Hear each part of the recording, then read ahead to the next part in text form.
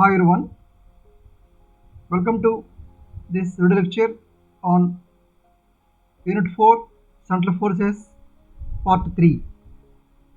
In this video lecture, I would like to explain the proof of curl of a conservative force is 0 and the derivation of equation of motion of a particle or a body under a central force. The first topic is the proof of curl of conservative force is 0. We know that the central force is the negative gradient of potential energy, where potential energy is a scalar field. Now, if you take curl of central force F bar, we get curl of F bar is equal to del bar cross F bar, that is equal to del bar cross del bar U. We know that del bar is equal to I bar dou by dou x plus j bar dou by dou y plus k bar dou by dou z, and del bar U is equal to I bar dou u by dou x plus j bar dou u by dou y plus k bar dou u by dou z. Then del bar cross F bar can be expressed in determinant form as I bar j bar k bar dou by dou x dou by dou y dou by dou z dou u by dou x dou u by dou y dou u by dou z. On solving this determinant, we get 0 bar. That means the curl of conservative force is 0. Now we have to derive the equation of motion under a central force. Consider a particle of mass m moves under the action of a central force. Let the polar coordinates of the particle be r, theta. In the diagram, P is a particle of coordinates r, theta. R bar is the position vector of the particle P with respect to origin O, and r cap is the unit vector along the direction of r bar. Theta cap is also a unit vector perpendicular to r bar.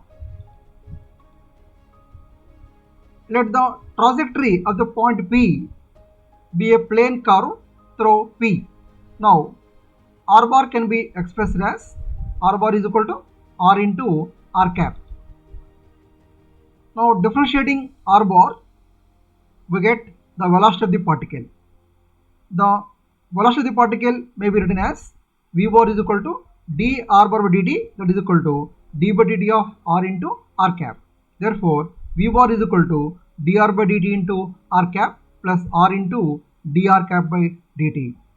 We know that dr cap by dt is equal to d theta by dt into theta cap. Therefore, v bar can be expressed as dr by dt into r cap plus r into d theta by dt into theta cap. That is equation 2. In this equation, the first term dr by dt into r cap is called radial component of velocity, and the second term r into d theta by dt into theta cap is called transverse component of velocity. Now, differentiating equation 2, we get the acceleration of the particle. A bar is equal to du by dt, that is equal to d by dt of dr by dt into r cap plus r into d theta by dt into theta cap. On solving, we get a bar is equal to d square r by dt square minus r into d theta by dt whole square into r cap plus r into d square theta by dt square plus 2 into dr by dt into d theta by dt into theta cap. On solving this expression, we use the equality d theta cap by dt is equal to minus d theta by dt into r cap. Now a bar is equal to ar into r cap plus at into theta cap. Here ar is equal to d square r by dt square minus r into d theta by dt whole square. That is equation 4. In this equation, ar is called radial component of acceleration, and at is equal to r into d square theta by dt square plus 2 into dr by dt into d theta by dt. That is equation 5. In this equation, at is called transverse component of acceleration.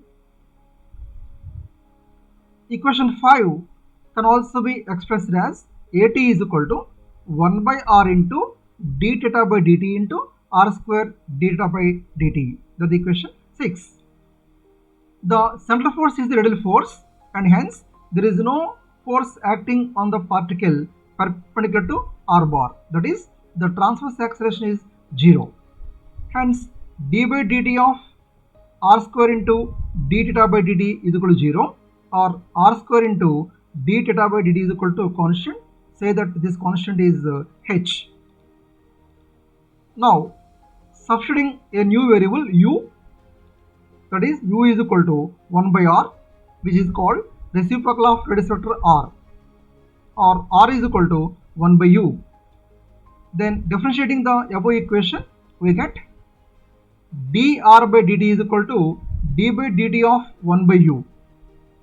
We get minus 1 by u square into du by dt, that is equal to minus 1 by u square into du by d theta into d theta by dt, or dr by dt is equal to minus r square into d theta by dt into du by d theta. We know that r square into d theta by dt is equal to h. Therefore, dr by dt is equal to minus h into du by d theta.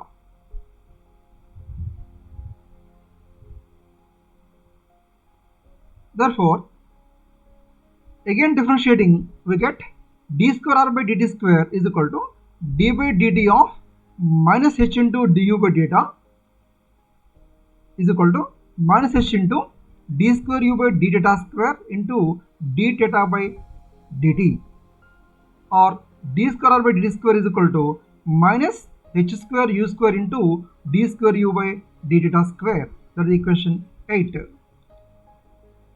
Substituting the value of d square r by dt square from equation 8 in equation 4, we get the radial component of acceleration ar is equal to minus h square u square into d square u by d theta square minus r into d theta by dt whole square, or ar is equal to minus h square u square d square u by d theta square minus r into h square by r power 4, or ar is equal to minus h square u square into d square u by d theta square is equal to minus h square u cube.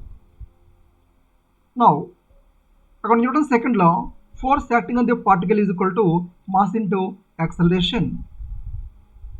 Therefore, F is equal to m into ar, that is equal to minus m into minus h square u square d square u by theta square minus h cube h square u cube, or force per unit mass, that is P is equal to F by m is equal to h square u square into d square u by theta square plus h square u cube. Therefore, d square u by d theta square plus u is equal to P by h square u square. That is equation 9. This equation is called equation of particle moving under the influence of central force. This is also called as differential equation of the orbit of the particle moving under the central force. In this way, we can derive the equation of motion of the particle moving under the influence of central force. I will explain the remaining topics in the next video. Thank you.